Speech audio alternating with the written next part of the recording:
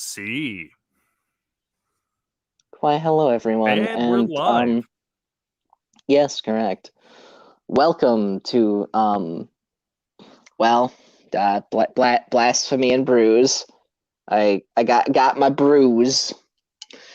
Steve, do you got the blasphemy? I do have the blasphemy. Not in front of Good. me, but it's in my heart. That's where it's needed. Yeah, and that's where it matters most. It's best to have the blasphemy. So let's see. Sassy is here probably. Spooky's here but sleeping because, well, you stop being old, Spooky. Stop being old and living 6 hours in the future, or whatever the fuck it is. I don't know, man. He's listening to us through osmosis as he lays his head down to sleep. You know, he has some headphones on. Yes, Kat and Steve are raising many thought-provoking points and making many low-tier jokes. Well, so for the people who weren't introduced to Steve on, weirdly enough, Will's stream, was that 2 weeks ago? Oh, right? It was before a move. That was a whole move ago. Well, yes, but that was 2 weeks ago. Was it? Time is relative for me. There's pre-move and then there's post-move. Right now, my life is a lot of pre-move. Well, this is the velvet-voiced seductor. What's the male version of seductress? Seductor? That's what we're calling seductor. The velvet voice the seductor. Smooth, buttery tones of Steve Verstaka. Yeah, he wandered into Will's stream and fucking made everyone cream themselves. I blue-balled everyone. I got off the good mic just before anyone finished. Yeah. I gave you guys the trailer reading of the Rick and Morty movie that was advertised in the Multiverse TV episode, and then I ducked out for 10 minutes. Yeah. It's no excuse, bed hair. Okay. Plus, it's British cooking. Seducer. Yeah, yes. I don't know, I like seductor better, so I'm going to use it, and that's my own personal Brett Keenism, and please make jokes about it. Spooky, you're a fucking seductor. Yeah, a little bit about myself for anyone who missed me. So Kat and I went to high school together. We've known each other for years. 12 or 13, something like that. Something like that. I mean, we even went to the same college for a year. You just dropped out before I did. Yeah, well, your mom fucking dropped out, so fuck you. No. She's the only person in my family with a bachelor's degree, and that's horrifying. Oh, wow. Having met your mother, yes.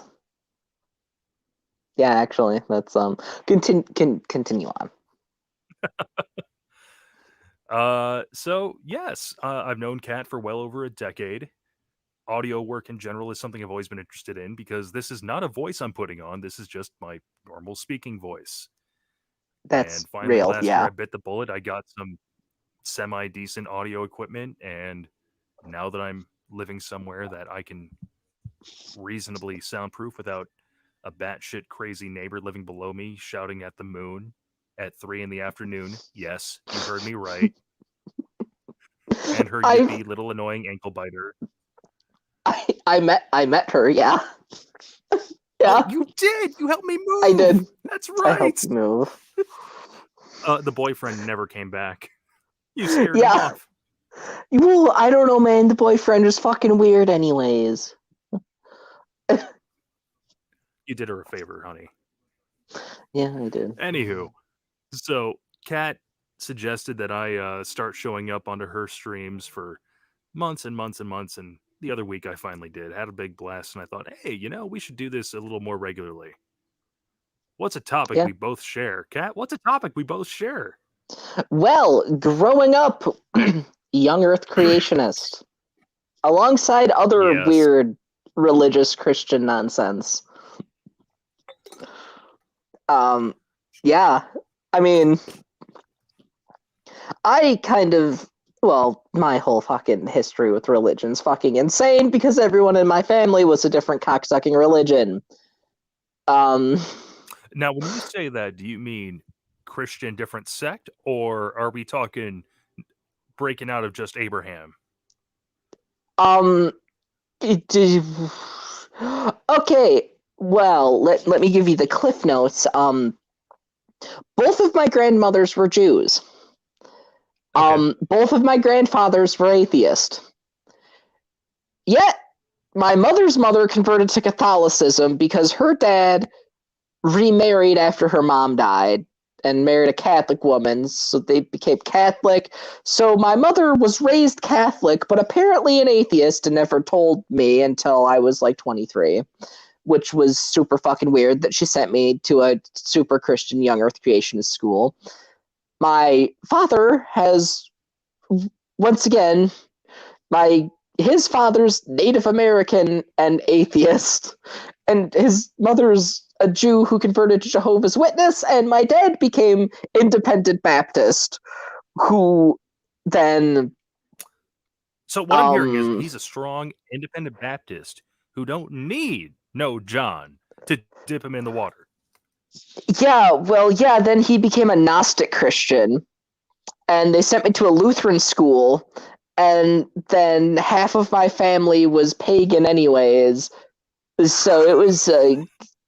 Yeah, imagine Jehovah's Witness, Baptists, Catholics, pagans, and Jews all fighting and being drunk because it's Wisconsin. You know what? This sounds like an amazing holiday. No. Merry Christmas. No, it's We don't not. celebrate Christmas. We celebrate Hanukkah. Well, I don't celebrate anything. I'm just happy to be off of work. You have the wrong tree. That is not the proper tree to honor Odin. Yeah, that's pretty much. So, what was your experience as a child like? Well, not quite as technicolor. I'll be the first to admit that. So for context, neither of my sets of grandparents were particularly religious. My mother's were. They sent all 5 of their kids to the private Christian elementary school down the road from where they grew up. But I think that was more to do, they just didn't trust public education, considering the generation that they grew up with didn't have as good of public education. Anywho, so my mother, born in... how old is Will? Consider 28. You're basically the same age. So I'm going to be honest with you. Will was such a fucking player. He got it on with my mother when he was but a few days old. And then 9 months later, I happened. No, in all seriousness, no relation to Will. Like, the last stream was the first time I ever saw him.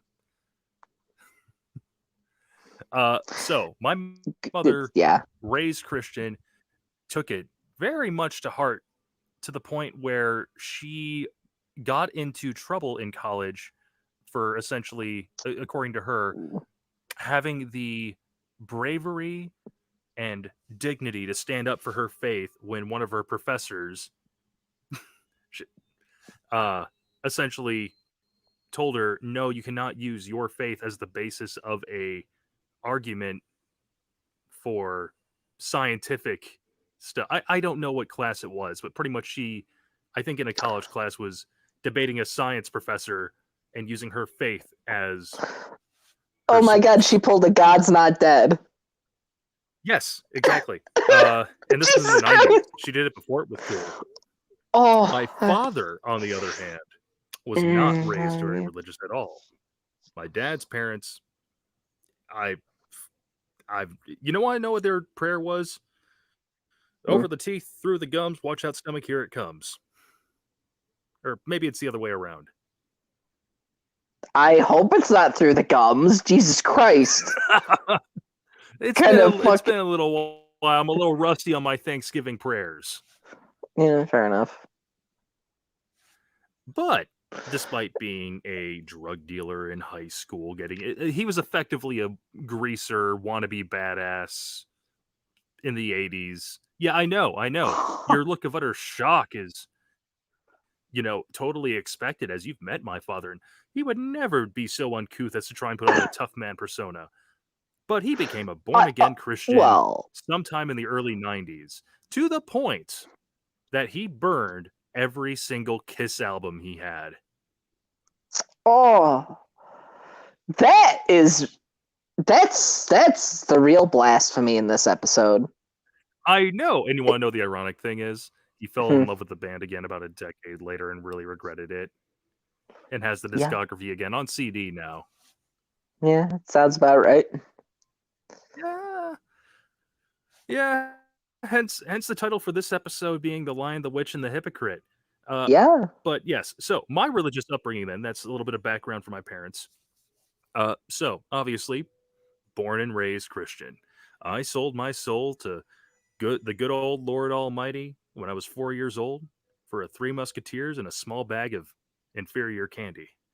Now that I'm older and a little more learned, I realize I was ripped off, considering Jesus was offered all the kingdoms of man at 33, and all he had to do was wander in the desert for a few weeks. Well, you had to So, wait until you were fortunately, 33. as I was a minor, that is not a legally binding agreement for my eternal soul. So, Satan, if you are listening, you got 6 more years, man. I'm open to offers. I understand I'm not Jesus of Nazareth, but I think I could half. I think half's worth it. I'm worth half. Yeah.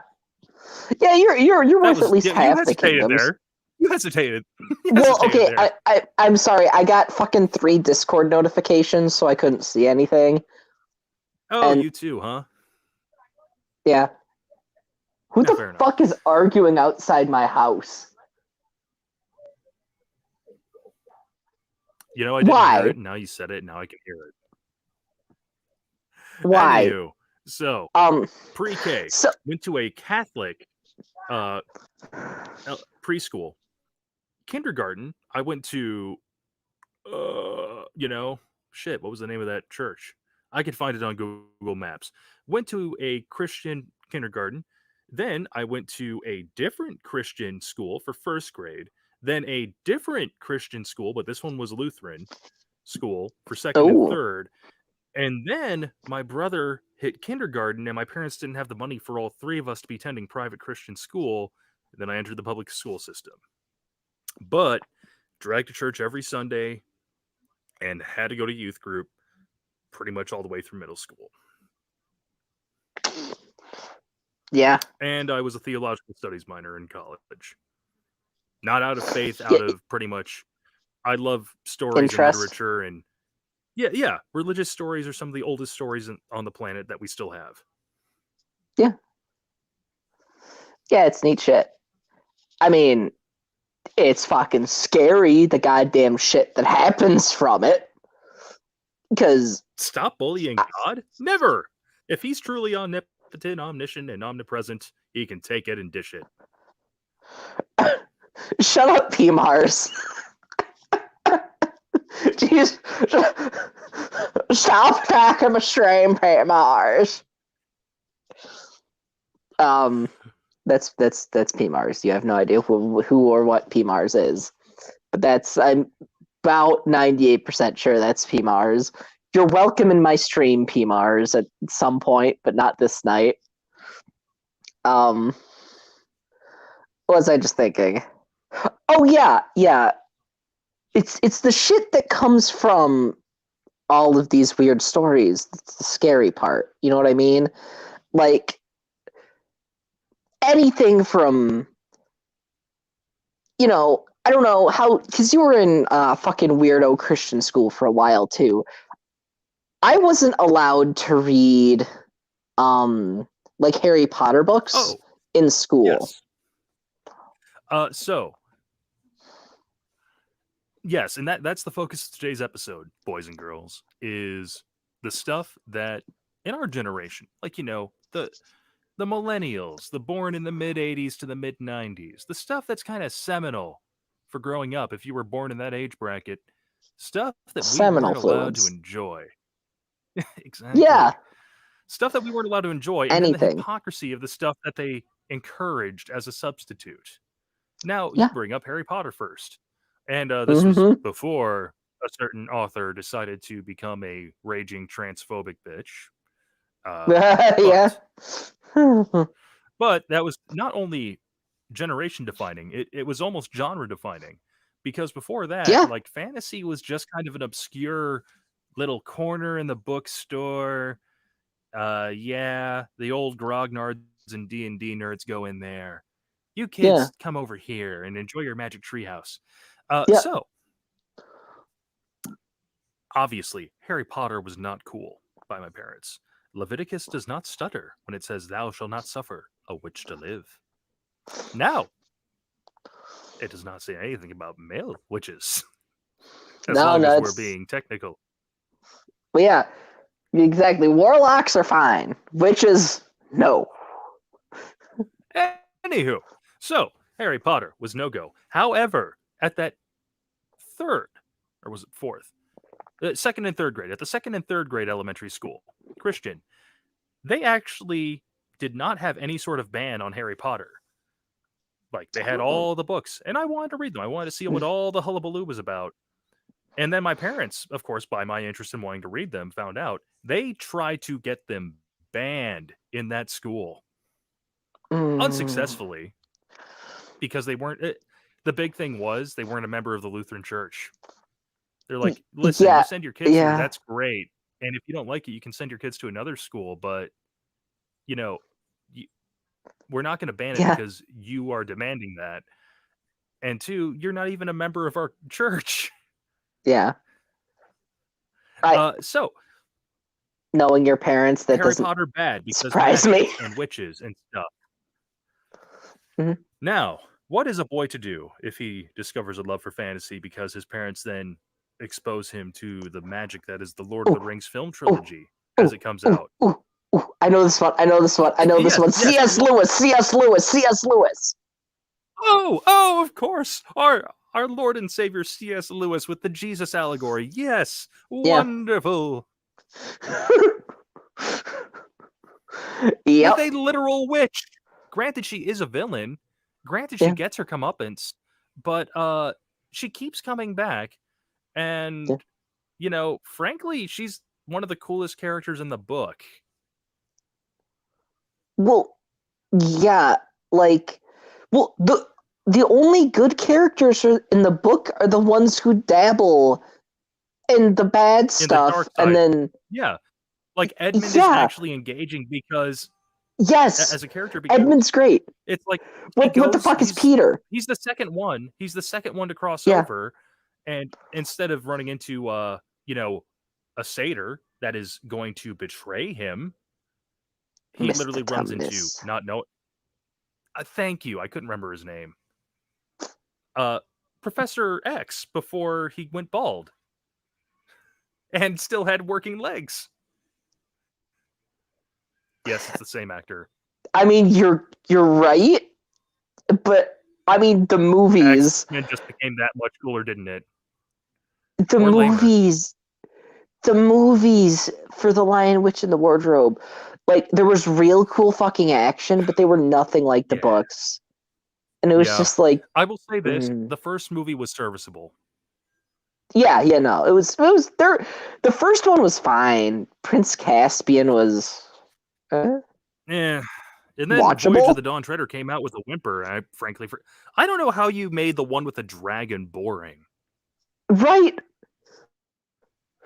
I mean... Anywho, so yeah, C.S. Lewis's Chronicles of Narnia were totally kosher by my parents' standards.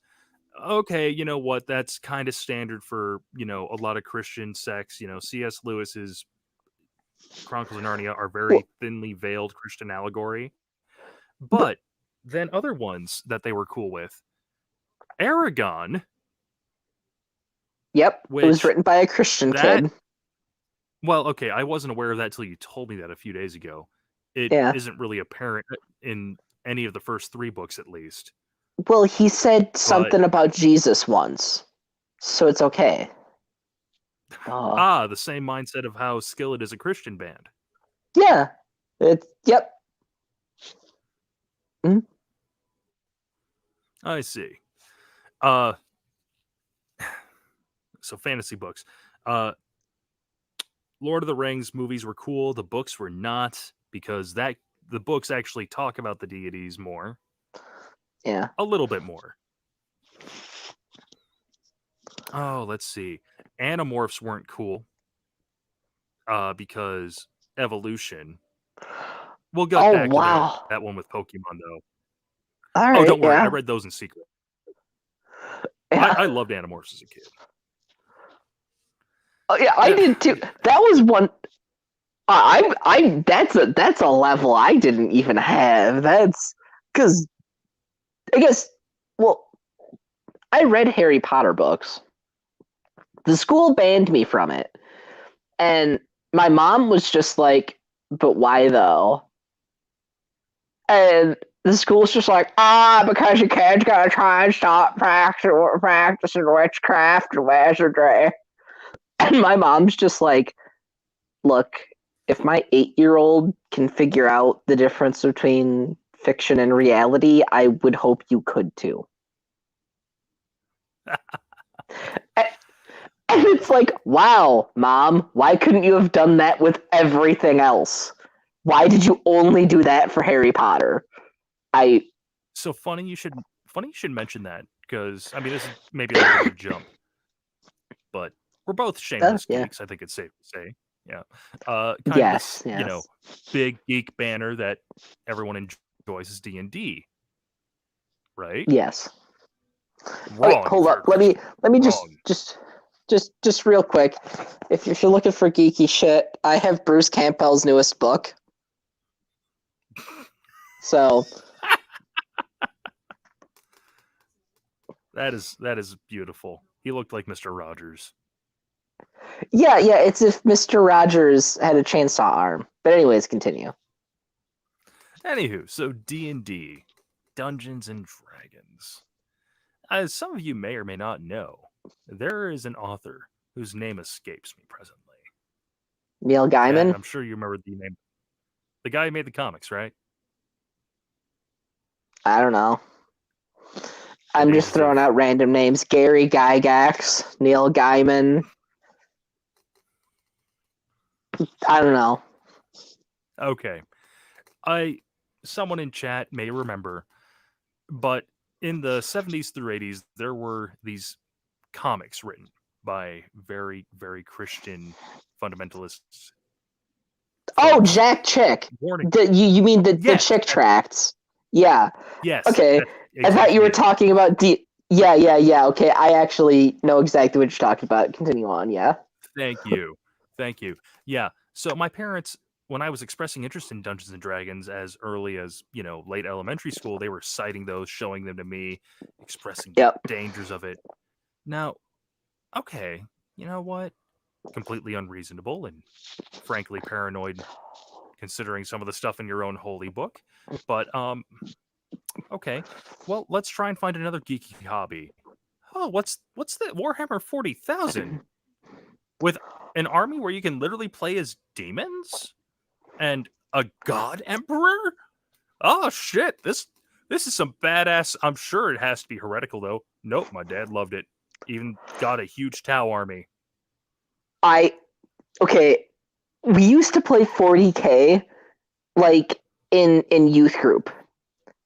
Dungeons and Dragons what? Not allowed. Warhammer and 40K, like regular ass Warhammer and Warhammer 40K, perfectly fucking kosher. We'd go to our pastor's house and play it. Warhammer Fantasy, I kind of. No, actually, no. It's Dark Elves. Holy shit! Like, orcs. The Dark Elves line is like, yeah. No, the Space Orcs. They don't. You want to know how everything Space Orcs do works? Psionic energy. The power of believing. That's yes. They have a can-do attitude that works. In canon, there was a time that a bunch of Space Marines ran out of ammo, So just pretended they had ammo and made pew pew noises. And orcs died. Yeah. 40k cannon is And so stupid. orcs don't even have ammo. They have things in the shapes of guns, and they psychically kill people with them. Orcs are what 40K is fine. happens when you let. Orcs are what happen when you combine the red-green show with bodybuilders. Sassy would know about red masculinity. green. What's that? Sassy would know about red green. Right? Yeah. You're Canadian. I don't know. Oh, wait. Yeah. She grew up in Canada, you said. Yeah. Yeah, she's from Canada, you know. Oh, and yeah. we're from Wisconsin, which is just rude Canadians with guns. And better beer. Well, yeah, that's a given. I said it. Cheese. I said it. I won't take it back. See, she's got it. If they don't find you handsome, yes, at least we're talking about it.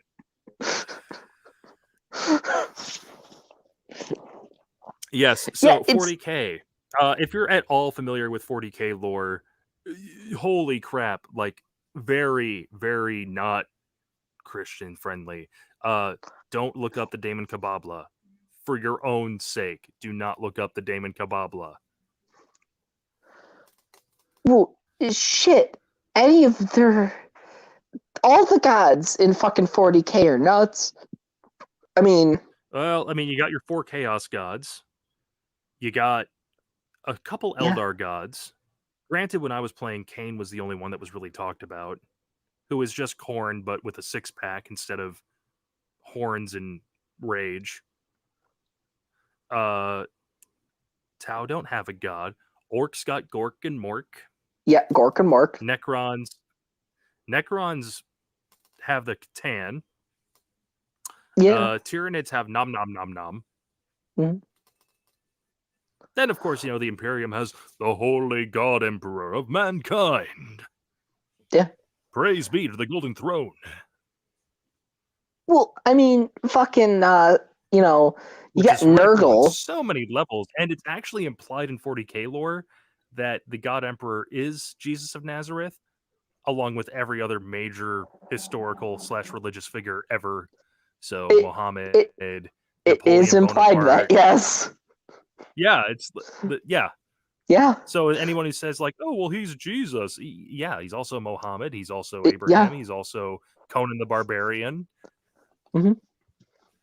Like, you can't play the he's Jesus card and ignore the rest of that. Yeah, which is super weird. I never, because I didn't know the fucking lore behind, Warhammer or 40k until I was much older. And then, when I was, 19 or 20 or 21 or whatever and learning about 40k lore, it was like, why was this allowed? Yeah, exactly. But you could run a D&D campaign where you were all paladins and clerics and shit killing demons. You can make a Christian D&D campaign. So, killing demons. Fun little segue. Monks. Doom. Did your parents let you play Doom? We didn't have a computer that could run Doom. Fair enough. They probably wouldn't have. I don't think so. But not because of the Satan. Okay. Probably because my dad would want to. Yeah. Well, yeah, and he would say it was because we of had Satan. a Sega Genesis when I was a little kid, and I thought my dad was playing Power Rangers. It was Mortal Kombat. Oh, Power Rangers wasn't cool either. I don't know why for that one. Yeah, it's a weird one. It's a weird one, but Power Rangers was not okay. Yeah, Fairly Odd Parents wasn't okay for me. Yep, which is that weird. One wasn't okay either. Magic. It had magic. That's why. Butch Hartman. Magic. Butch Hartman. Magic. I know, but magic. Butch Hartman. Magic. Yeah, anything with magic, except Harry Potter and Lord of the Rings and The Lion, Witch, and the Wardrobe. But most so sci-fi. Bring up Doom. Oh yeah, go. The reason I bring up Doom is video games. like our generation kind of grew up with the whole video game renaissance. Doom, not cool. It was, demons, bad. You're literally killing demons. In the second game, you literally kill Satan. You are, if anything, the most Christian. Doom is the most Christian video game out there, arguably. Yeah, well, I mean, there's actually a Doom clone where you're an archangel, but yes, I know what you mean. Yeah. Are you talking about the 2020 Doom game? No. I'll have to link you the fucking videos of that shit show later. Okay. I know Heaven comes in on the 2021. I haven't played that one yet, but so my parents didn't cite the whole demon thing. They cited the violence. But you want to know what games they were totally cool with? Medal of Honor, Call of Duty. Because you were killing people that weren't Christian. Or Star Wars. Okay, you know what? Star Wars Battlefront is fine because you know what? It's Star Wars Battlefront. Well, you're killing robots. Perfect. Oh no, dude! I played as the rebels. Well, they're clones. I mean, they're not clones by this point, but. Oh, dude! Don't send me down the rabbit hole of Star Wars lore. It's a pit I will never get out of. I mean, I don't have a camera right now, but if I did, I would be showing off my tattoo right now. What got me, Star Wars was completely kosher when I was a kid. Because... Nope, my dad introduced me to Star Wars when I was 3 years old. Star Wars is totally fine. Yeah, and it's, as an adult now, knowing what fundamentalist Christians stand for, it's like, how? But how, though? Like, that has so many Eastern religion influences, it's not even funny.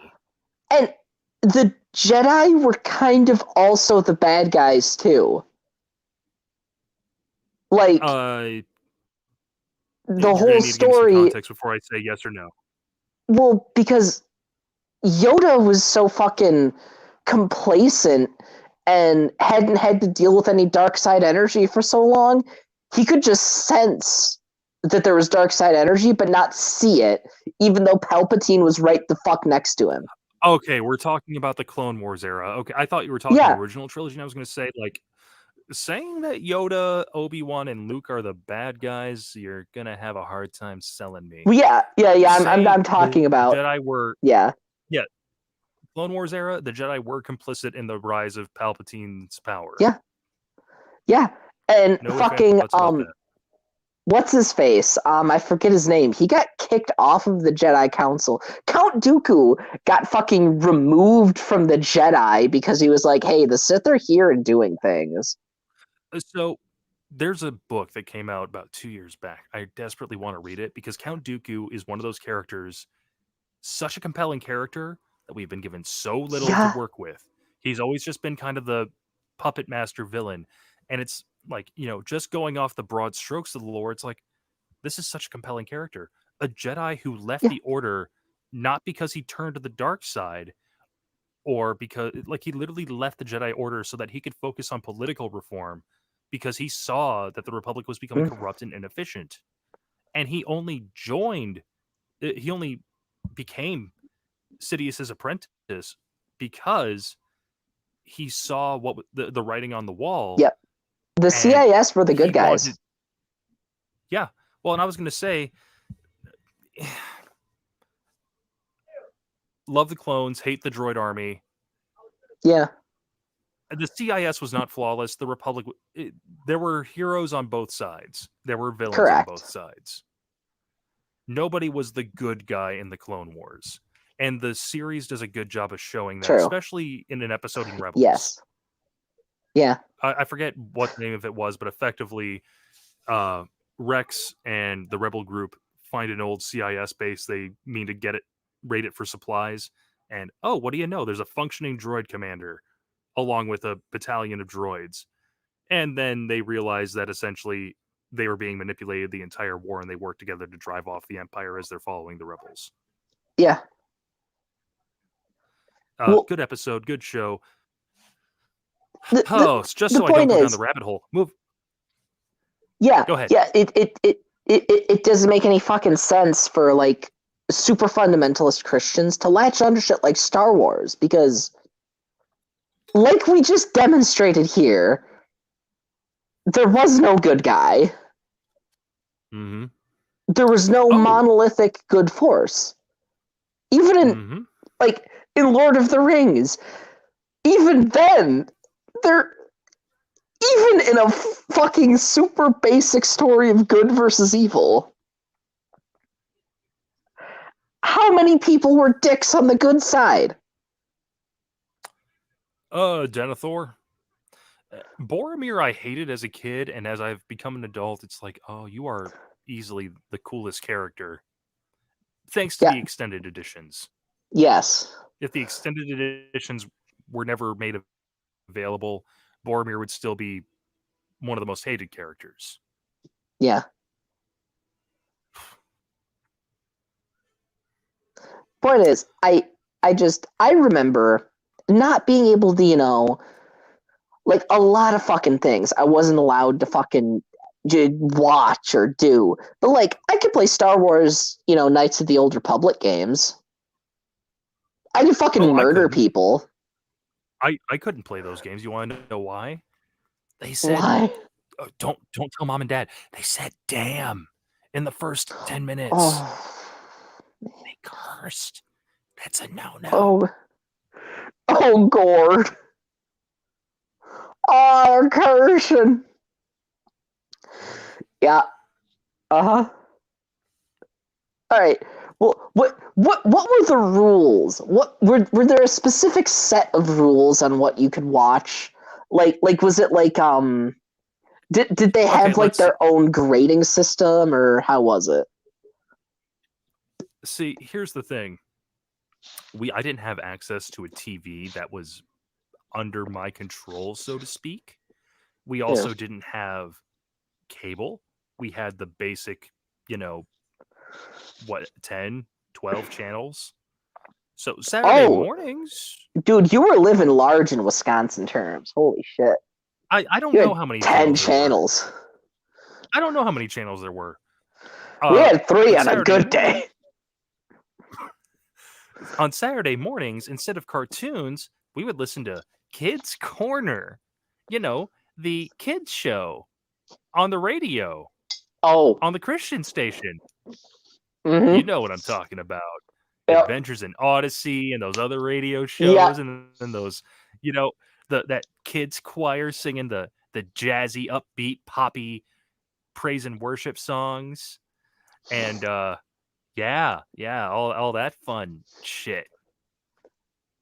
Dude, Adventures in Odyssey is one of those things. It's not good.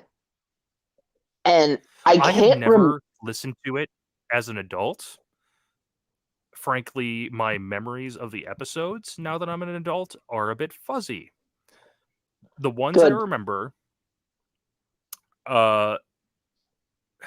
Whitaker, that's the name of the dude who ran the ice cream shop, right? And for some reason was able to invent he had a holodeck. Time travel. Yeah, he had a holodeck. Yeah, that's exactly what it was. He had a holodeck. Yeah. The Imagination Station. It's a fucking holodeck. Yes.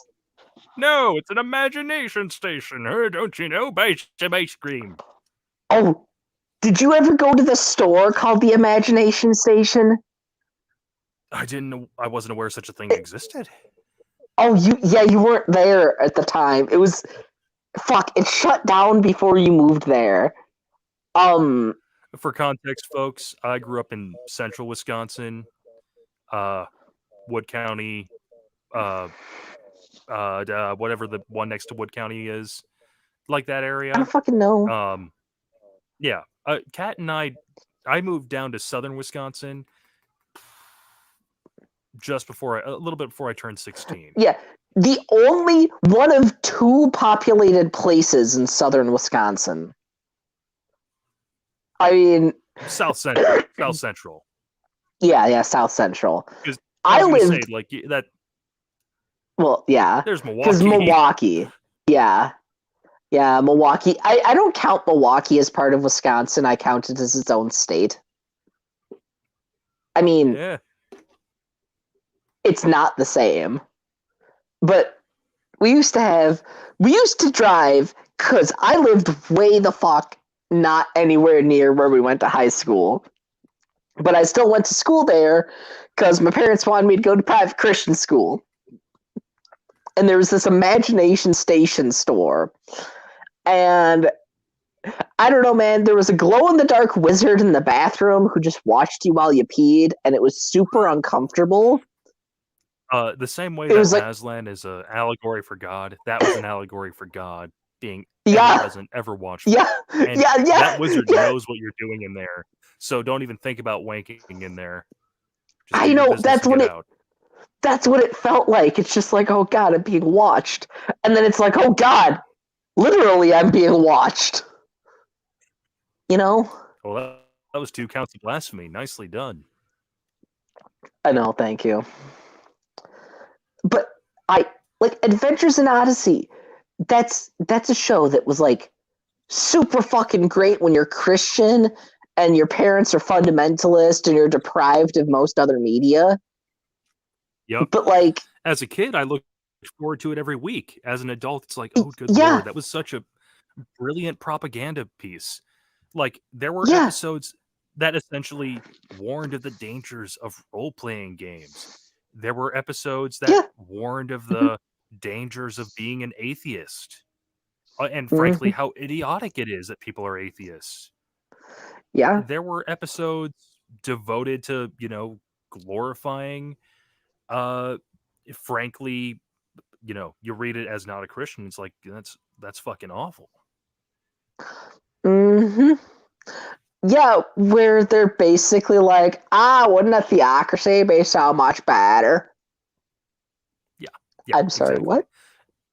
Credit where it's due. There are a handful of episodes that are actually like, that was actually decent. Like one where a 2-parter where they found out that the ice cream shop was part of the Underground Railroad and like going over the details of like a certain family's escape and like their great grandson like tracked this place down because it's where his ancestors finally broke away from the bounty hunters. It's like, oh, that was actually really good and had no religious context whatsoever. Or another one where the town jackass, I forget the dude's name, but you know that character, right, Kat? Yeah, I know exactly. A town jackass. Yeah. And of course he was an atheist. 90% of the time he did pray once or twice. So he wasn't all bad. But the town atheist was being a complete jackass to someone on Pearl Harbor Day because they were Japanese. And because that's an atheist thing to do. Exactly. And then the show goes to explain that this good Christian Japanese person was actually a member of the Navy at Pearl Harbor and, served and was a victim of the attacks as much as every other serviceman. It's like, oh, yeah, that's good to address the xenophobia that it isn't a new thing here in the States. It just has been getting worse and worse. Anywho, so yes, they had some very few good episodes with good messages for kids. Otherwise, it was a lot of very, frankly, misinformation or dangerous propaganda. That's why I liked VeggieTales. VeggieTales had like in the early days, they had some like overtly Christian stuff, but none of it was Jesus. It was just the fucking moral stories from the Bible and being like, hey, well, and also help out your fellow man. Exclusively Old Testament too. Yeah. It was entirely moral stories. It wasn't no Jesus ever. Right. Well, and also, wait. I love to bash on VeggieTales. What's up? Well, I just want to say quick, Phil Vischer, the whole reason there's no Jesus in it is because he promised to, I don't know if it was his mom or his grandma, I can't remember, but he promised one of them he would never portray Jesus as a vegetable. Well, that's why you make him a fruit like Bob. Right. Jesus the tomato. Or the kiwi, I don't know. No. Grapefruit? Jesus is an orange. Yeah. I don't need to explain myself. Oh, you don't? Well, anywho, I love to bash on VeggieTales But you're raising some good points. It was primarily focused on the moral lessons from those stories. Like the one, the two I remember are. I'm really rusty on this Bible story. Daniel's best buddies when they get thrown in the giant oven. Oh, Shadrach, Meshach, and Abednego. Yep, Nebuchadnezzar throws him in the fucking oven. Yeah. Yeah, I always remember Abednego because it's like that is a killer name. I'll never forget that name. Go on down to Abednego, hey there, mate. Go pick up some fucking pointers and go on down to Abednego. But right, yeah. So VeggieTales had an episode on that. Rest in peace, Knives. It was like a 2-chapter. Sorry, but yeah, I had to. Episode. Yeah, and then around the early 2000s, they just drifted all away secular. from yeah, I was gonna say, like, still moral lessons, still run by a Christian organization, but it was no. Isn't Big Idea Productions well, yeah, but they got bought out. I can actually show you some real good videos on what the fuck happened, because if you look now, it's super Christian. Because I know. Yep. They got bought out again. Well, the guy got back in control of it, where he was the creative director and everything of everything that happened on VeggieTales, and not just the voice of Bob the Tomato. So, yeah. And he regretted not being more Christian in the early days because they were able to make it secular. Because it wasn't that Christian. What you're telling me is Larry Boy is where it all went wrong, according to him. Pretty much, yes. Dude, Larry Boy kicked ass when I was a kid. Larry Boy was the most fucking amazing thing that ever happened when I was a child, so...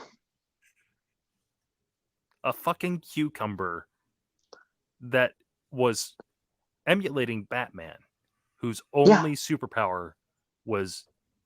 plungers. Not even a superpower. Yeah, literally plungers out of the side of his helmet.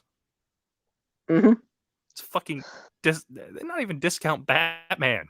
Like, in The Dark Knight, where Batman is breaking up a drug deal, and he runs into the guy in a hockey suit. And he's like, what are you doing here? I'm doing your job. I'm trying to help you. You've inspired me. Get out of here. That guy's more qualified than Larry Boy. But Larry Boy gets the job done still. He's an inspiration to us all. It was around the time of, the My Lovely Cheeseburger song, where Phil Vischer was like, oh my God, this has gone too far. Mr. Lunt. Yeah, Mr. Lunt. My cheeseburger, my lovely cheeseburger. Yeah, it's so weird that, like, my parents would let me watch that nonsense. Completely fucking insane shit where people are getting burned alive or killed, or, they were making references to, like, I don't know, at the time, 20, 30-year-old shows like Star Trek. And it's like...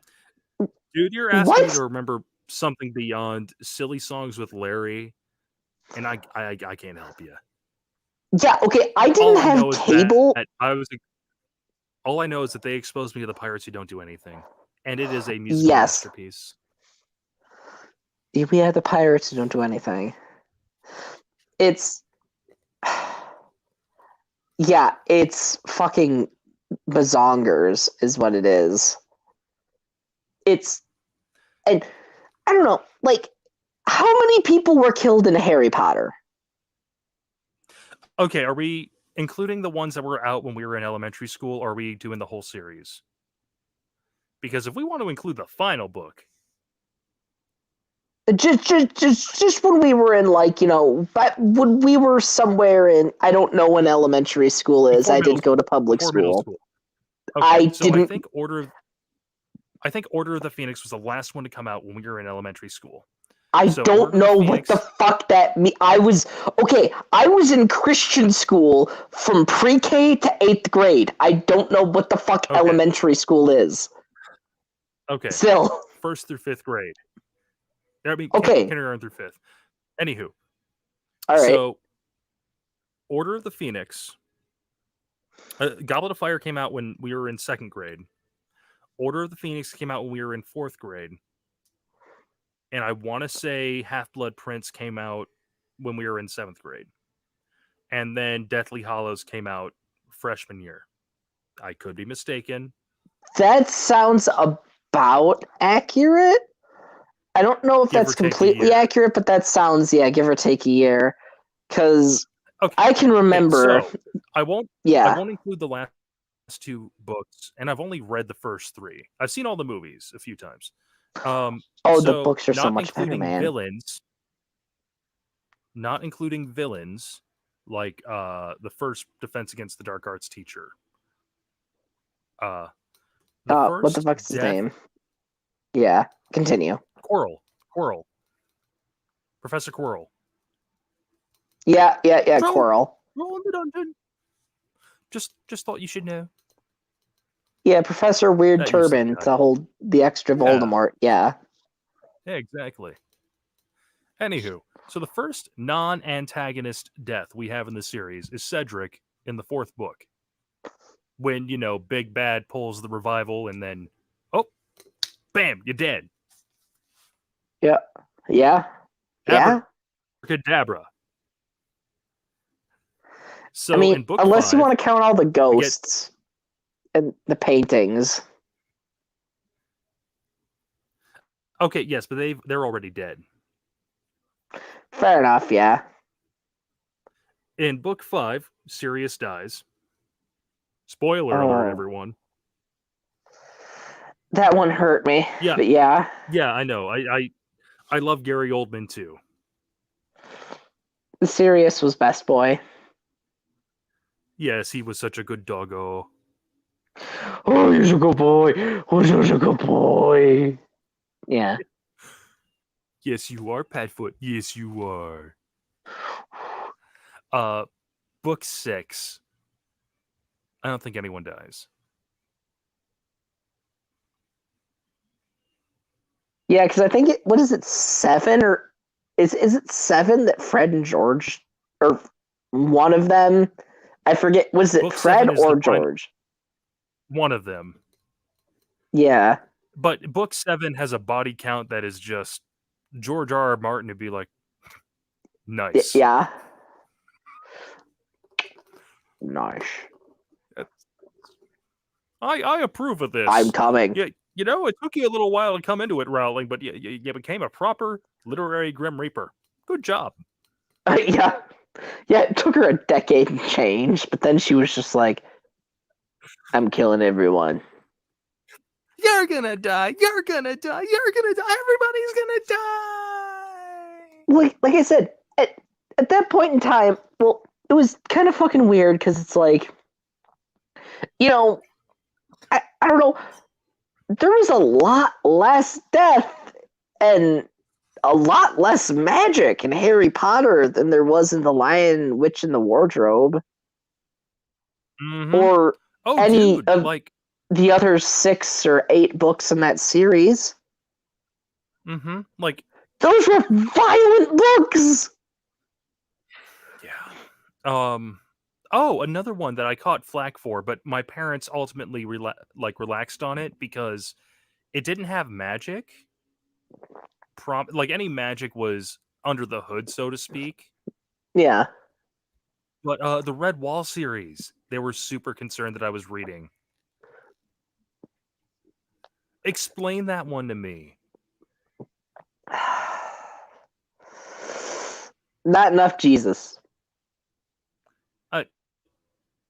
Too much Jesus? I don't know. The Red Wall series, for anyone not in the know, imagine very low magic fantasy with woodland creatures. It's actually very fun to read as a kid. I haven't read it as an adult. Salamandastron, will forever stand. Go long patrol. That sounds about right. I mean, my parents got me into reading Christian sci-fi. Oh, Christian sci-fi or Mormon sci-fi? I love that I Christian have to ask. Mormon sci-fi is just called Mormonism. Also good. Like yeah. Ender's Game, Dune. Is Frank Herbert Mormon? No, but he's a fucking weirdo fundy of some sort. I don't know exactly what he is. Brandon Sanderson. Anything that dude writes is considered gold. Fucking what's Ender's Game guy? I can't remember. Orson Scott Card. He's a fucking weirdo fundy too. But and here, okay, of the 4 books in that series, first 3 are really, really good. Granted, after the first book, very different tone in the series, still quite good. The 4th book is where it gets a little weird, and buddy, I think you may have misaligned your gold plates a bit there. Well, but still good. Yeah. And they make God. Yeah. They make God in a computer. Or have you read the other books Orson Scott Card has wrote? Because real talk, the Hegemony series. Yeah, the Hegemony series that reads more like the original. The one that reads more like the original Ender's Game. Yep, you've got no, those. I haven't. You've got the one. Okay, there's one that's super fucking amazing. It's about Christopher Columbus. I already hate it. Oh, it's so insane. The Native Americans have giant crystal cities. Christopher Columbus goes back into multiple points in time, and he proves that the Native Americans are evil Jews. It's amazing. Oh, God, this sounds crazy. And that, folks, is going to be the preview of when Kat exposes me to the wild world of Mormonism. Yeah. Okay. I don't know if it'll be the next one, but it's an upcoming one. I can't even. They had that in our library at high school. That's how I found it. Yeah, they did have they had a lot of Orson Scott Card. Yeah. I read all of them. That's the only reason I know how fucking insane this rabbit hole is. Like, it just... So, God. We've tackled literature. We've tackled some movies. Oh, circling back to movies real fast. So, here's a movie that explained to me... Now, this is just the first movie. Explain to me how this one would be cool to show an 8-year-old being raised in a Christian household. Matrix, just the original.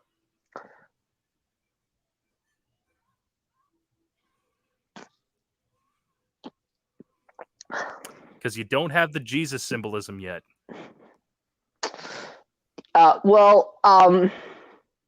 And actually, now that I'm thinking about this, I recall my dad and his best buddy, like, really critiquing the movie because the ship was called the Nebuchadnezzar, and it's like, that they shouldn't be using that name, and not, and like, that's such a religious name in the Christian faith. It's like, dude, he was a historical king. Well, there was 2 historical kings named that. Yeah, it's like Nebuchadnezzar, was the king of of Babylon. Yeah. That isn't just a story. Like, by all accounts, like, I mean, granted, he wasn't as cool as some of the other ones, like the one who's like, yeah, listen, I'm really sorry about Jerusalem, guys. Hey, go back, and here's a new great temple. Would you like to be a savior? Yes. You're a savior now. Okay, cool.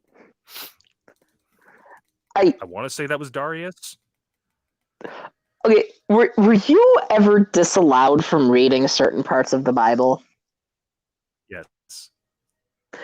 Okay, which part and why? Revelations. Can't recall why.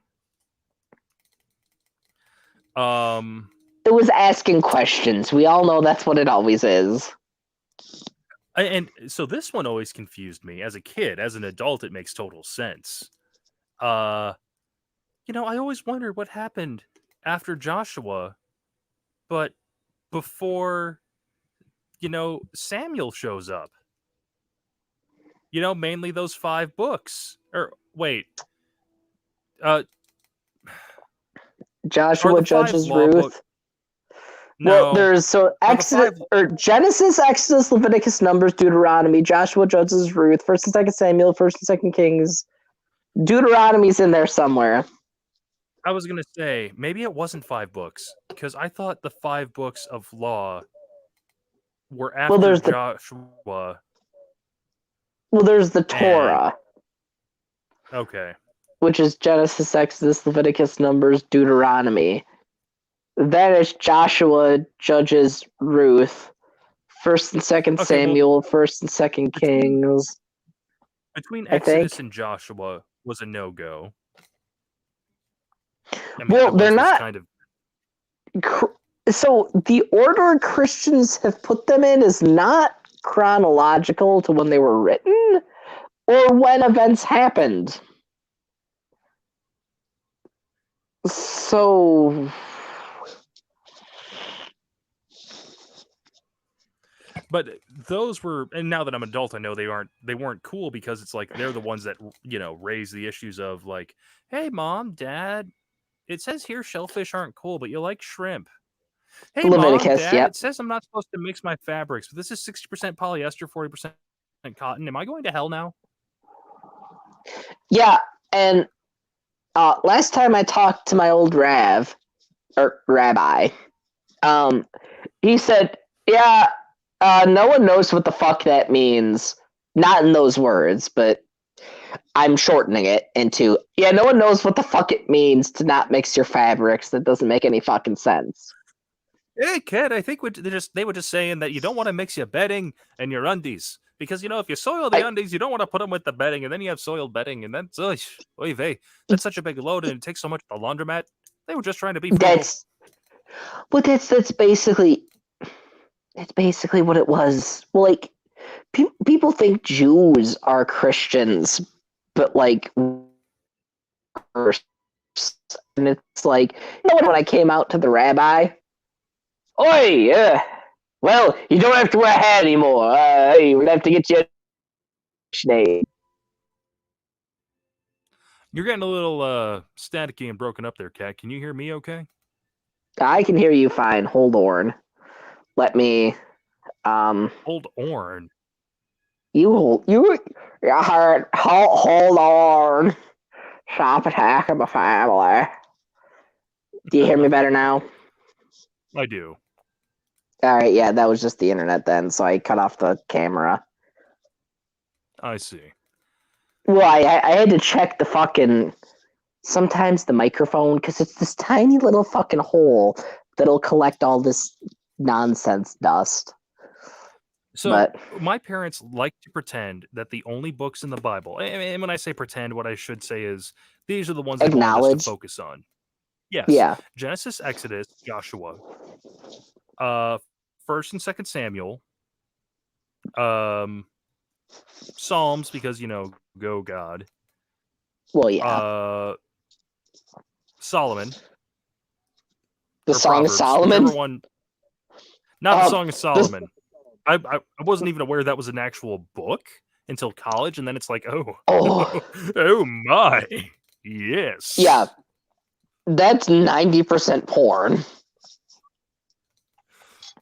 Which version did you read? It was 100%, my friend. Well, there's lead up to it.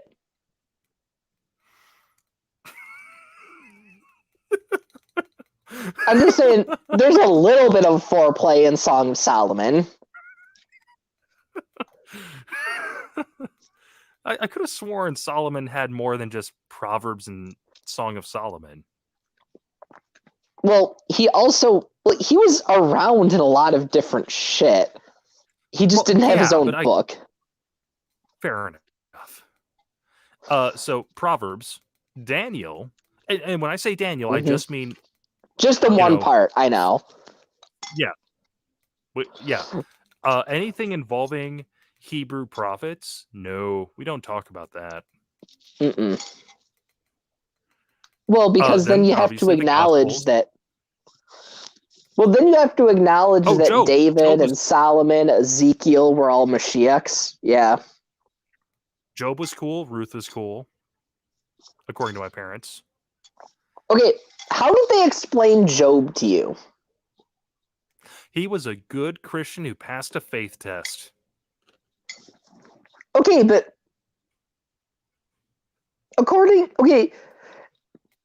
Ha-Satan is literally just the spirit of deception. It's not a person, No. right? Well, so all right, in my I'll go in with it. All right. Class, so Ha-Satan, according to my evil and religion class, and that professor is Jewish. Don't remember his name, but I mean, he was an awesome instructor. He said the translation is the accuser. And I asked for clarification. He's like, and in Judaism, we don't have like the big opposing force to, Yahweh. Like there isn't a it's Satan, just the spirit of deception.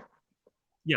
Ha-Satan is the accuser. And like, so he's effectively God's prosecuting attorney. He's like, that's Okay, no, here's the best part. It's also God. Right. And so I'm like, so pretty much he said like, God made a bet with himself. Yeah, it's like, Your Honor, I believe that the plaintiff, Job, is only faithful to you because you're nice to him. Be a dick to him, and he'll turn on you. Well, what's your evidence? Let me fuck with him, and that'll be my evidence. No, sounds about right. Go for it. What happened was, fucking God and himself were sitting there, minding their own business, and Job had friends who weren't Jewish. Now, mind you, based on the language the story is written in, the words used, it's probably older than even Genesis, the story of Job, right? Oh, it wouldn't surprise me one bit. And he's got friends that aren't Jews, which is fine, whatever. And God makes a bet with himself. He's like, hey, me, why the fuck does this guy even worship me? Like, he's got everything he needs. Do you think he would worship me if, I took that shit away? And then he sits in the other chair and he's like, I don't know, me. Maybe I should take it all away and fuck with him. And then he sits back in the first chair. And, yeah? Are you familiar with the God Pod? The God Pod. The God Pod. Sounds kinky. It is. So, are you familiar with Facebook God? The Facebook God page? No? Okay. No. I'm not a fucking so this boomer. guy does this. Fair enough. Well, I found out, I discovered the page like in 2013 or 14. Anywho, so he does this podcast called The God Pod, where he plays, the holiest of holies, the hostess with the most, you're loving God. It's very tongue-in-cheek. Like, he has Jesus as a regular co-host, Satan is a regular guest, so is Moses. Anywho, so he has Satan on one time, and they're trying to bury the hatchet. And, God. Jesus is... And Jesus is in God's camp, and Satan's like, so Jesus, if you love your dad so much and you think he's so flawless, have you ever asked him about Job? What? No. Who's Job? What? You say you read your Bible all the time. I certainly do. Well, haven't you ever read the book of Job? Let's see. Nope, no book of Job. Here, let me lend you my copy. Hey, Dad, why does Satan's book have an extra book? What? No, let me see that. See, son? Nope, no book of Job now. It's so good. And you want to know why Satan and God have such a beef? God never paid up on the bet. Yeah, exactly. Okay, you want to know what's insane? In the Jewish version of the story of Job, Job doesn't get anything back, right? In the Jewish version, Job gets fucked with, his wife gets killed, all his children get killed, like all of his crops and his servants and his animals destroyed, his house gone, and he's faithful to Hashem, big boss, Jewish God, the entire time. And he calls up to him, he's like, hey, I did everything you asked. And God's just like, yeah. Job's Good like, job. can I So the book of Job. Please, sir, can I have some soup? No, you get nothing. I'm a dick. The book of Job, to the summarize Christians in one had to... sentence. To summarize the book of Job in one sentence, there's a line from Fiddler on the Roof that I absolutely love. Lord, I know we are your chosen people, but would it kill you to choose another people for 5 minutes? Yeah. That's what Christians don't understand about Judaism is God being like, oh, you're my chosen people. Oh, great. Chosen to fuck with. It's like, I don't know. It's so weird because, like, Jews are just like, I don't know, the whole thing, about the whole Pharaoh and the plagues and, oh, that's a moral story. That didn't really happen. And Christians are like, everything written in the Bible literally happened no matter what. Okay. Overly Sarcastic Productions, not sure if you're familiar with that YouTube channel. Blue, he does the historical stuff and the religious stuff sometimes. He does a very broad strokes, mind you, but a good broad strokes look at Judaism over the course of like 15 minutes in one of his videos. And it's quite good, in my opinion.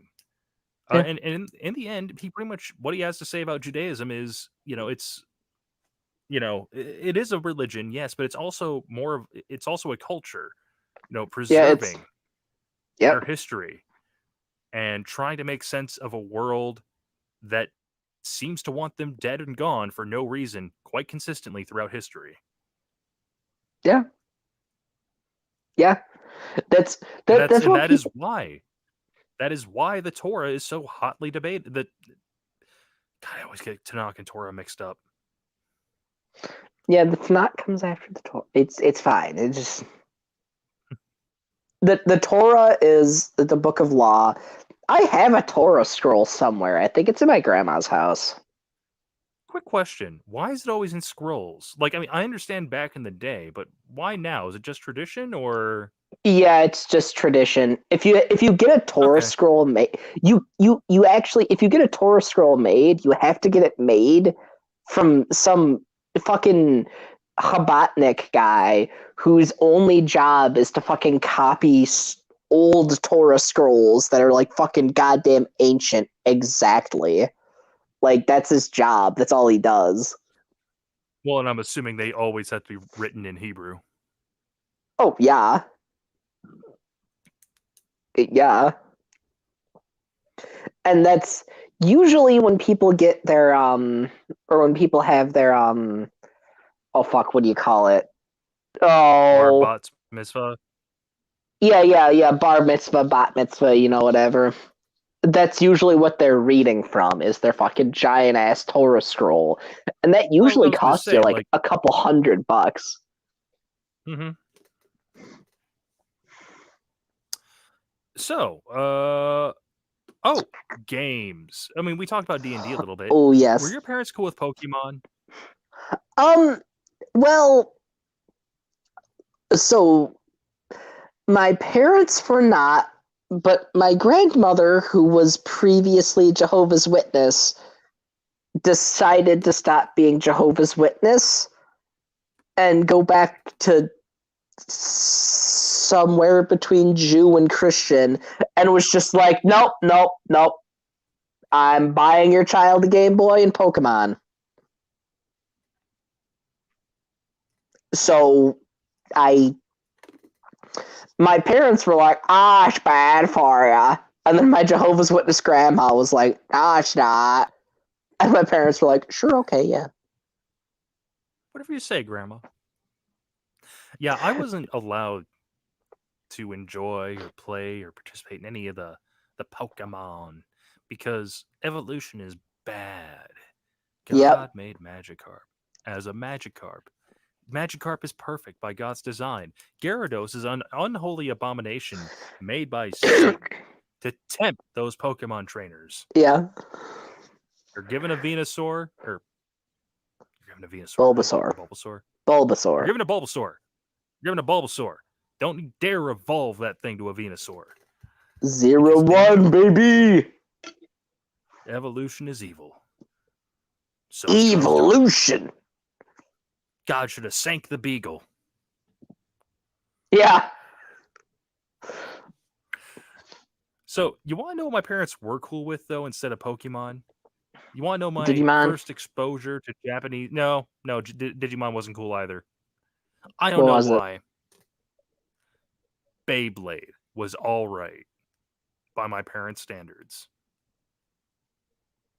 The thing with monsters inhabiting spiritual monsters inhabiting tops.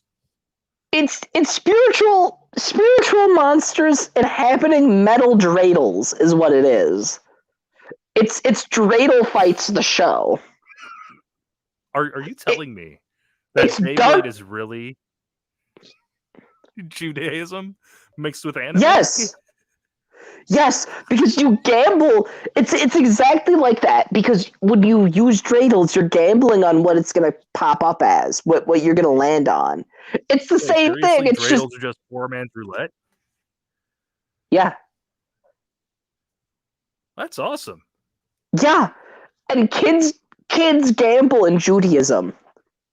That's why I don't understand the people in Christians who are super anti gambling, because it's like kids do it. Love going to casinos. Yeah, that's not hypocritical at all. Oh God, no, because they probably didn't allow you to play with fucking Pogs, did they? Is that the thing that Jim Sterling is always on about? Do you not know what Pogs are? No, that's like Pogging. milk caps. They're fucking milk caps. Okay. Oh my Jesus fucking Christ! How do you not? They're like little milk cap things. Right there. I know, yeah, but and you stack them up and you fucking take. It's like a fucking rubber. I don't know.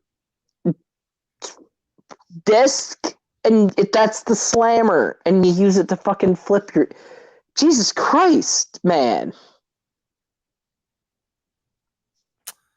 I mean, I wasn't allowed to. I wasn't allowed to play them or have them, but I knew what they were.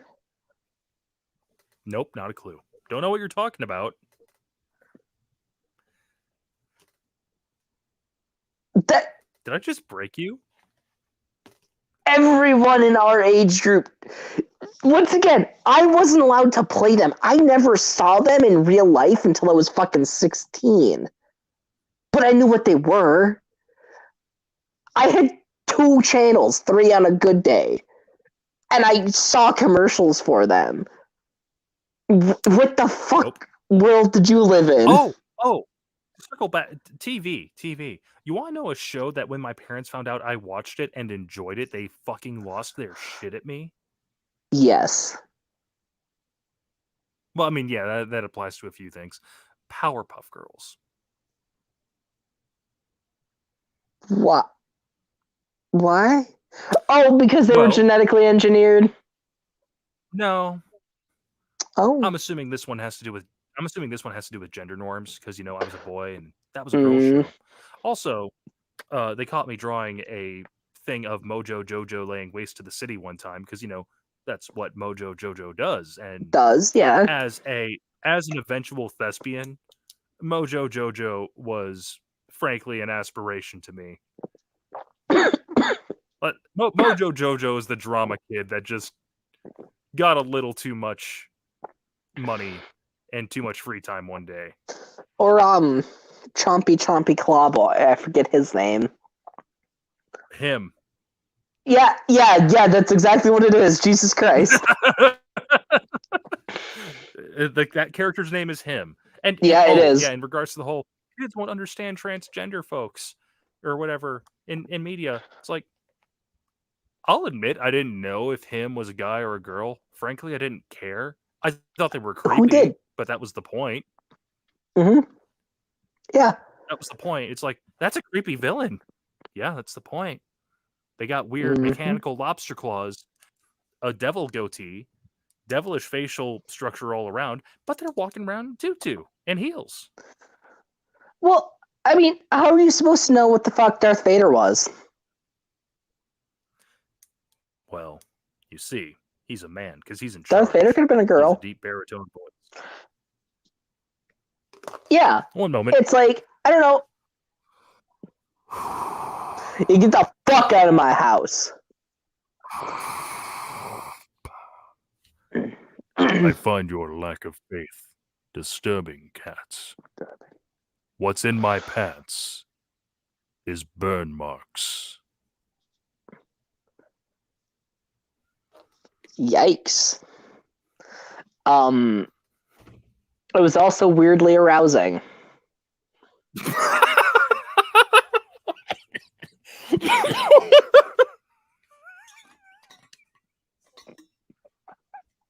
Sorry.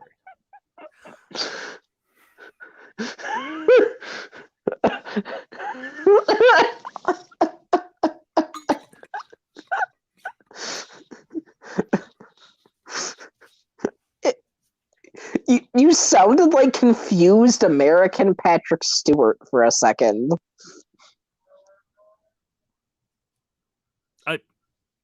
What? I'm sorry. You what? heard me.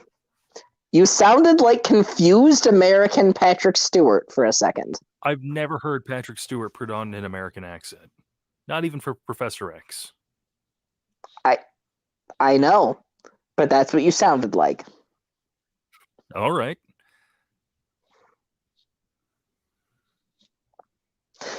I don't know. This was a bit of an I love how this abstract. conversation always seems to come back to Star Wars. Yeah. I don't know, man. Star Wars is kind of what made me. That's the tie that binds. That's what made me realize there are options. I think that's why I hold on to it so much. Like, I won't pretend the new trilogy is amazing. I'm going to avoid the whole song and dance. Long story short, I think it's good for what it is, attracting a new generation of fans to the franchise. The same way that a lot of the old timers don't like the prequels. I grew up with the prequels. I enjoyed them for what they were. Now, I think the reason I hold on to Star Wars, though, was so much ferocity, and I'm still a fan after all these years, through all the ups and downs, is that's the one thing from my childhood that isn't inherently super religious. Mm-hmm. And, it was also my introduction to geek culture. Yeah. Like, Star Wars is the one thing my father introduced me to that doesn't have a massive shit ton of emotional baggage attached to it. Yeah. Well, I don't know what the fuck. My parents introduced me to Star Trek. I introduced myself to Star Trek. Yeah, okay, but why would you show a child you want to be super religious Star Trek? What does God need with a starship? I don't know the original series. Like I enjoy Trek. I don't know it nearly as well as you do, so you're asking the wrong person if you want answers. Well, it's so weird because they meet literal like Greek gods in Star Trek. Oh yeah, no, in the original series you see them. Q is like he's the classical trickster god. Yeah. Q is part of an infinite amount of him, but he's the Loki of them. Yes. And like, by the way, what they did to Picard, I want to kill in Minecraft whoever has been making Star Trek Discovery and Picard. Because what the fuck? Remember that time Picard ripped the spine out of the Borg Queen and broke it with his fucking hands? Now he's a pussy? What? I can't help you, man. I saw the trailer. I got excited because it looked like they were bringing back the bridge crew, at least a little bit. I was super excited because it's like, ooh, Jean-Luc Picard and Seven of Nine in the same show. That's gonna be fucking dope. And then Picard has fucking space dementia. And from what I hear in the season finale, he essentially gets his consciousness transferred to. He effectively becomes like Data. Yeah. Why? No. That's not canon. I don't know how Star Trek has its tiers of canon, because with Star Wars it used to be movies take precedence over shows take precedence over books take precedence over video games take precedence over I forget what, and then I forget what takes precedence over the Star Wars Christmas special. Everything. But I don't know. I don't consider Disney canon. So to avoid going through a whole they keep on saying it's legacy. Fuck you. That's the real canon that's been built up for half a century. So did you watch Rebels? No. I can't. Watch Rebels. Watch Star Wars Rebels. It's actually really good. I know, but I refuse to support anything Disney does with Star Wars. I can't. Okay, I can't change your mind. I don't think it deserves quite as bad of a rep as it gets. There's a lot of good. Disney's realizing that Star Wars is better done in shows that don't relate to Skywalkers. Like, explore the universe. Yeah. Don't keep rehashing the legacy of those characters. Well, all right. Okay, you want to know what they had going into this? They had an entire fucking trilogy of movies just based on Kyle Katarn. Going into this, not doing anything with any canon, changing any lore. They had an entire trilogy for Kyle Katarn. Well, and I was going to say... For free. It's free real estate. Mara Jade. Else, they had a Mara Jade movie all ready to go. I'm glad they reset the canon for one simple reason. The Yuuzhan Vong. No. I actually don't hold as much hate on the Yuuzhan Vong as a lot of people do. The old canon was way too big and had contradictions. They're here. Meanwhile, in a different book, same time, they're here. And such roller coaster quality levels and such roller coaster ideas like zombie stormtroopers. Okay. Twice. Okay, that was only in 3 books though. Oh, 3 times. Or there was some great books. There were some okay books, and then there were a lot of shit books.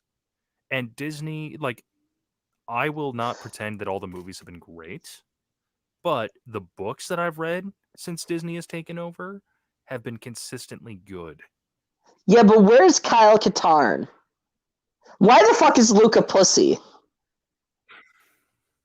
Where are all the fucking cool Jedi who survived Order 66, who came back later after Luke reformed the Jedi Temple? Where's all that shit? Where's the actual fucking cool shit? Why do they have this fucking lame goddamn bullshit? That's in Legends. Yeah, but it's boring. Canon is like, boring. If they wanted, Disney canon is boring. I was going to say, if they wanted a real blank slate thing to work with, what I wish they would have adapted for the movies, the Legacy comics. Mm-hmm. I think I've told you about them. Yeah, Luke's great-great-grandkid survives a Jedi Purge. A Jedi that survived the initial Jedi Purge turned to the dark side, made a new Sith Empire. Pretty much, it's a three-way war between the Empire in exile, the Sith Empire, the New Republic, and he's caught in the middle of it. Yeah. Or what I wanted, all right, so you're going to change what happens in the future. Great. How about you make a movie in the Old Republic? You haven't changed the canon on that. Make a Darth Bane movie. You know, make a movie based on Mika Sutra, the Jedi Exile, or Darth Revan, or Kun. Exar Kun. Yeah, it's free real estate. Mr. If you're Money not Sith himself. Yeah, if you're not gonna use shit like, you know, older Luke Skywalker, the Jedi Remnant, if you're not gonna use fucking Kyle Katarn or Mara Jade, then use the old shit then. Cause you can't change it because that's what made everything up until now happen anyways. So just use it. It's free real estate. Oh, speaking of Star Wars, holy crap, I'm surprised my dad is still such a fan of Star Wars considering they effectively introduced literal Force gods. Yeah, which is bullshit. It grew on me. Mainly because they were only in 4 episodes, and after that, they were gone. But the concept is cool. I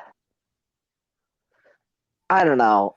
And also, it's not that they were literally gods. It was they were godlike beings that were Force wielders. Yeah.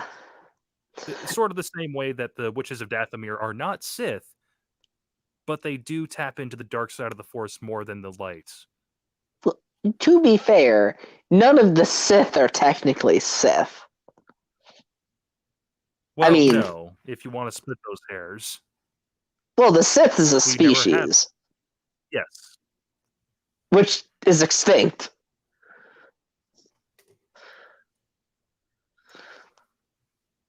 I mean, I think the Sith species is extinct before... The Sith species is extinct well before the first Knights of the Old Republic game, so... No.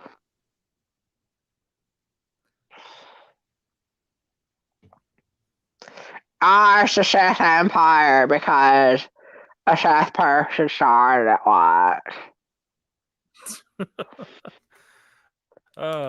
Okay. Well, let's see. Stuff that my parents did not let me enjoy as a child. Oh, another one. Yu-Gi-Oh! Magic the Gathering. Like Neopets for some reason. Not that I was super... My sister wanted to get into that one. I think Neopets could evolve. But yes, Magic the Gathering and Yu-Gi-Oh! All that was satanic and evil. Don't you know? Well, yeah, obviously. Because the Pharaoh was involved in Yu-Gi-Oh! Where's your deck? My deck? Yes, we're going to play a children's card game. Egyptian pharaohs loved it. Shit, I'm down. How we play? Yeah. Yeah.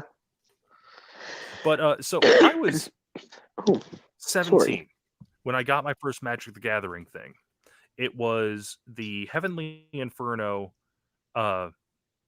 Commander Precon deck because a couple of my friends were getting into Magic and I wanted to get in. And I remember because it was just when Innistrad was coming out. My father set me aside. He's like, son, I'm really worried about your soul. You know, this Magic thing. I don't want it in my house. I'm like, well, Dad, it's my money I earned from my job, and I already made the purchase, and I'm not returning it. And if you throw it out, I mean, that's your choice, but you're going to pay me for it. Yeah. Yeah. But so, anywho, so since I couldn't play that kind of shit, instead, what they encouraged me to do, learn how to play poker.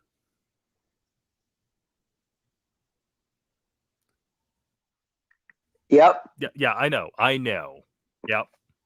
Yep. And Wizards of the Coast also made a Star Wars trading card game that Ooh. my dad always bought like a whole shit ton of packs for me and my brother. I'm guessing because they were dirt cheap because no one bothered to play the game. It was kind of shit. Like now that I'm older and I know a bit about game design, it's like this is good in theory, but in practice, this is awful. They have you can actually buy cards to play Pazak and Corellian Spike and Sabak and shit like that. Like actual Star Wars canon games. You can actually buy the cards for them. They have apps for like... I was going to say, I figured out how to play Sabak by reading the Han Solo trilogy books. Yeah. Sabak is effectively blackjack with negative numbers and 0 wins. No, that's Pazak. No, it's Sabak. Well, Sabak also has one more thing that they didn't show in the movies. Also, your video paused. So the thing with Sabak in the books is, well, you sounded like one of the grubs in Hollow Knight just now. Wow. Ow. So in Sabak, essentially, the cards you're dealt, you can lock in any of them at any point, but they are randomly swapped in and out. Like, you know how in 5-card stud, yeah, you know, you can choose to hold on to part of your hand in exchange. Yep. You can do that at any time. That's what I'm saying. Yeah. Pazak is closer to blackjack. Sabak is closer to 5-card stud. Yeah, I was gonna. Either way, like 21 is the magic number. Positive beats negative, but 0 beats everything. Yep. You've got red, you've got blue, and you've got green. Well, yeah, positive and negative. And 0. But, yeah, right. But with Sabak, it would just be hard from a gameplay perspective to do the random exchange. I'm just saying, it isn't like, you know, every round each player decides I'm going to hold on to these. It could happen within 10 seconds. It could happen after a minute. But then, like, each round is a set amount of time, and after that, whether your cards are locked in or not, there is one final exchange, and then, you know. Yeah, that's why Pazak is much easier to play in the real world than Sabak or Corellian Spike. But there's actually a really great app if you want to play Pazak. And there is also one for Corellian Spike. They have card decks for that too. Oh, you want to know something else my parents wouldn't let me enjoy? Just in general. Yes. Anime. Now that isn't surprising. I mean, me being a rebellious 7th grader, I decided one night while my grandparents to stay tuned to Cartoon Network once Toonami Toon started. Let's see what this Naruto is all about. Now, what is this Naruto? Imagine my confusion when you have a kid in orange and a kid in black. Well, clearly they're having a disagreement. They're punching each other and shit. Mm-hmm. Are they Jesus? They're running on water. Holy the shit! This one dude has lightning in his hands. What the fuck? Why is this Mm-hmm. other kid turning into an orange werewolf? Oh my god!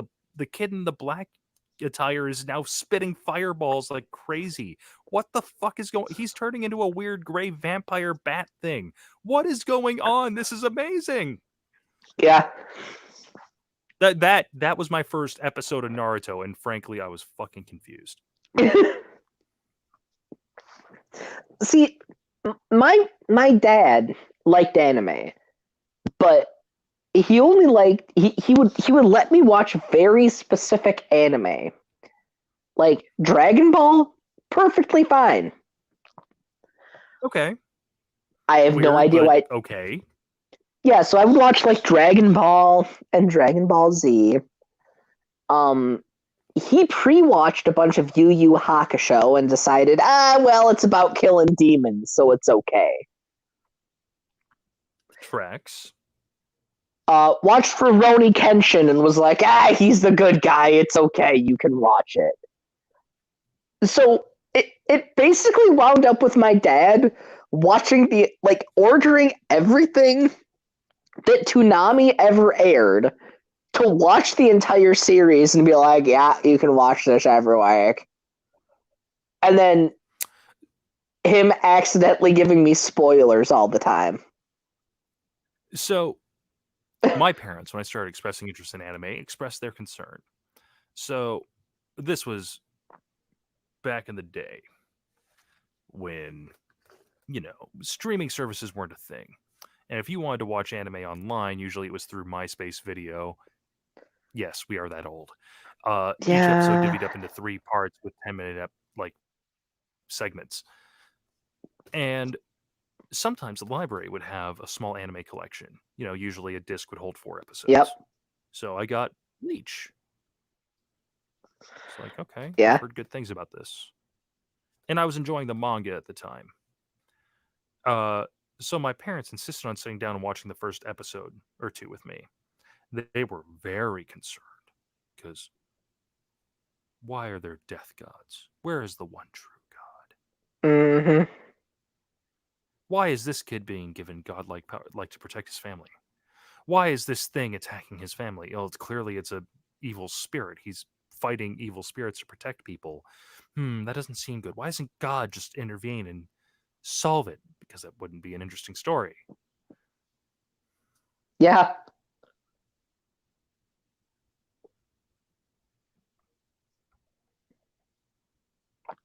Could you imagine how boring everything would be if God just came in and fixed it? Oh, in literary terms? Yeah. We call that Deus Ex Machina. It's called a cop-out for a reason in modern storytelling. Yeah. It's like, wow. Like, unless you actually make a really good story that leads up to, the god actually doing something when no one's expecting it to. Like, then that's good, but... I was going to say, like, one of my favorite new fantasy series, when I say new, I mean it was published starting about 10 years ago, and it's concluded now, but Powder Mage by Brian McClellan. I highly recommend it. In the first book, spoiler alert, by the way, if you do want to read this, I've waited 5 seconds, we're going to continue with the spoiler now. The villains, near the end of the book, they find out they're trying to essentially summon a god. And one of the protagonists of the books that, has figured this out, he gets to the, fights his way up the tower, yada, yada. And, oh no, he's too late. The ritual is complete. He can literally see this god descending. Well, what's a powder mage to do except, do a double load of gunpowder, load in 2 bullets, and give the god the old double tap as soon as he sets foot on Earth. Now, that doesn't kill him. He's a god.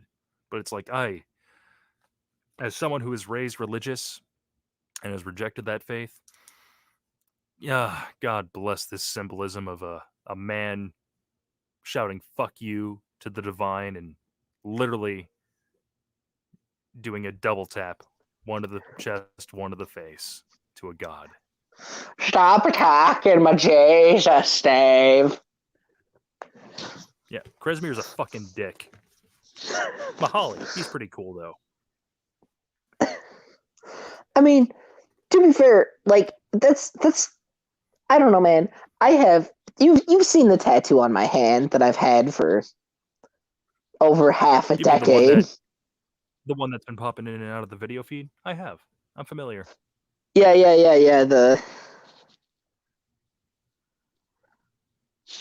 You keep moving it. Boom. Yeah, it's in on my end, so Yeah, I can see it now. yeah, like yeah, that tattoo I've had for almost the entirety of my adult life. Yeah, abomination before the eyes of God. It's almost like I want to fucking fist fight God if I die and he's actually there. You know what I mean? Well, I let's see. forgot my camera was on. That's why I was holding it like that. The last person that we have documentation of doing that may or may not have Jacob. been fist Well, fighting. Israel. May have been doing other things, and may have started a whole trilogy of religions inadvertently. Well, they slept together afterwards. I'm just saying.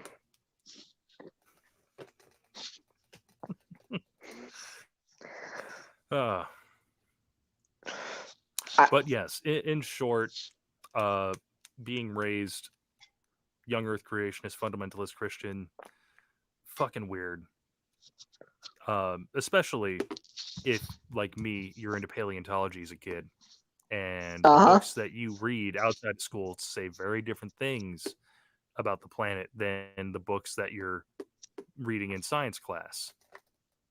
And who are you going to believe? Your third grade teacher or the people with the PhDs? I chose the people with the PhDs. Got in some trouble with the principal over that. I didn't know there was people with PhDs because I didn't have my own internet until I was 16. Oh, I went to the public library. That was my home away from home. My source of truth and knowledge. Honey, I lived 9 miles away from the nearest library. I didn't... I mean, I lived 3, but I biked. But 3 is a lot less than 9.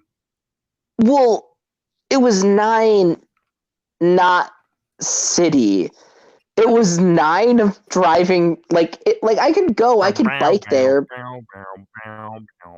Yeah, but it would be you've been to my you've been to the house I grew up in. It's Have I?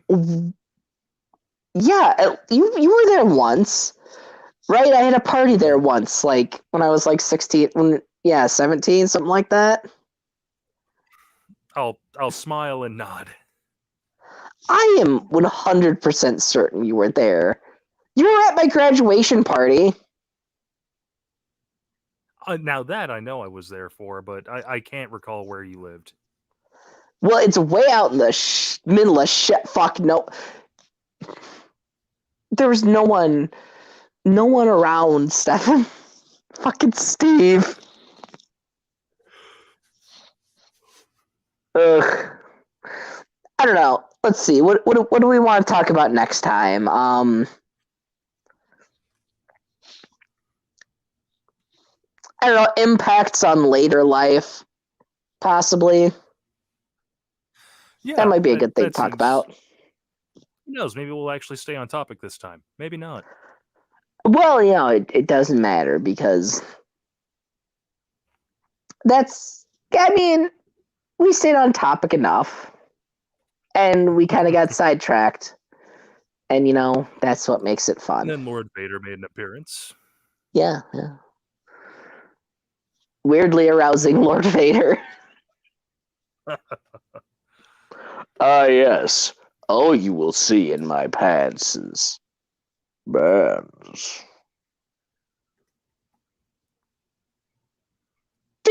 I find your lack of arousal disturbing. I find your lack of arousal disturbing. I don't know. I feel like I have more of a Palpatine voice and you have a better Vader voice. One moment. Let me get some water. This is going to be rough on my throat. I mean, What will you do now, Vader? Okay, that was some Saturday morning Johnny Quest, yellow face villain.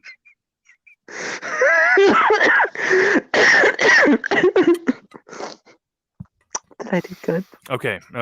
1 second.